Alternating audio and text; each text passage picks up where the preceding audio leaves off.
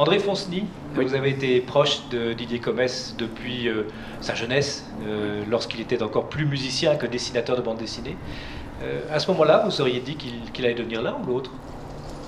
Je crois qu'il était plus tourné vers le dessin, vers la musique, vraiment. Enfin, il aimait beaucoup la musique, mais je ne le voyais pas devenir professionnel, et lui non plus. Mais par contre, il s'est mis à dessiner avec acharnement très vite, et beaucoup. Donc on sentait que c'était là qu'il allait percer. Vous, l'ami, vous n'étiez pas dessinateur de bande dessinée. Qu'est-ce que vous pensiez de ce dessin? Lui, je ne le voyais pas vraiment apparaître comme quelqu'un de majeur, mais ça a quand même très vite vu le jour, son émergence. Au début, il voulait se cantonner dans des petites farces, des choses humoristiques, des cartoons, et on voyait que ce n'était pas tout à fait son univers. Il fallait quelque chose de plus noir, de plus profond, de plus conséquent. Vous étiez en face de lui lorsqu'il dessinait Hercule Léron? Oui. J'étais là et je me rappelle de ces jours où il dessinait sa cathédrale, qui lui a pris peut-être une semaine ou deux. Qui était une réplique de la cathédrale de Reims. Oui. Et je voyais que il avait déjà quelque chose de fou dans les mains, mais en même temps, c'était pas là où il devait aller. Et il le savait. Il était plus porté vers un minimalisme, vers une épure que le foisonnement de dessins d'illustration. Et comment est-ce que ça se fait que ses débuts sont si différents, en fait, de ce qui va finalement le révéler? Parce qu'au début, je crois qu'il a aussi beaucoup dessiné pour gagner sa vie. Il fallait qu'il y ait une rentrée d'argent, il n'y avait pas que Micheline qui était là pour bosser, il fallait quand même... Ça a commencé comme ça, par faire des choses parfois alimentaires pour pouvoir être publié. Et puis après, il a eu son univers grâce à Didier Plateau et d'autres gens. Vous avez connu le succès avec lui Oui. de Silence. Est-ce Oui. que ça a changé l'homme? Pas du tout. Non.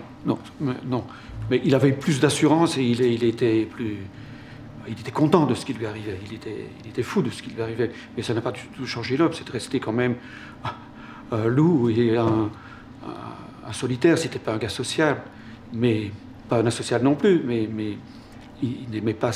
Il aimait la vie simple et tout ça dans sa campagne. Est-ce que c'était un visionnaire? Je crois que oui.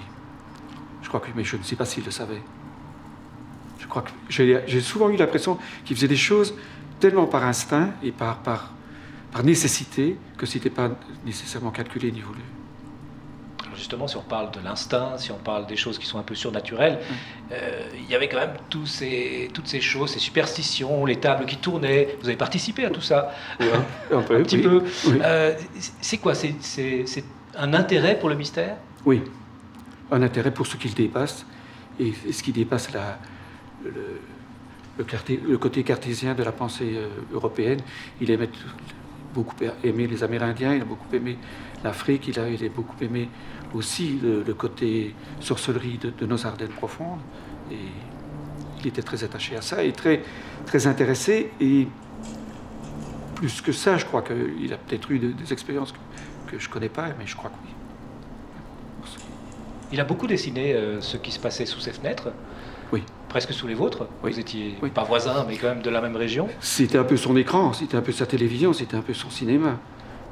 Mais au-delà de l'écran et de ce qu'il y avait sous son nez, ce qui l'intéressait, c'était quoi? C'était défendre les plus faibles, les marginaux? Ah ça oui, parce qu'il en avait souffert petit. Comment dirais-je, les malgré eux, comme on appelait les gens des cantons rédimés, là-dessus, il y avait une souffrance qui était indélébile, quoi. Et il a dû travailler comme petite main dans un atelier de dessin professionnel. Et il a fait des petites choses et en même temps, il a connu le contraire. Et je crois qu'il était très reconnaissant à tous ces gens-là. Et il aimait ça. Il aimait les petites gens. Il parlait de cette souffrance de l'enfance? Oui. Il parlait de comment dirais-je, de la méchanceté des gens, parfois à l'école, parfois au boulot, les moqueries de son accent et de son origine. Oui. Ah oui. Merci Antoine.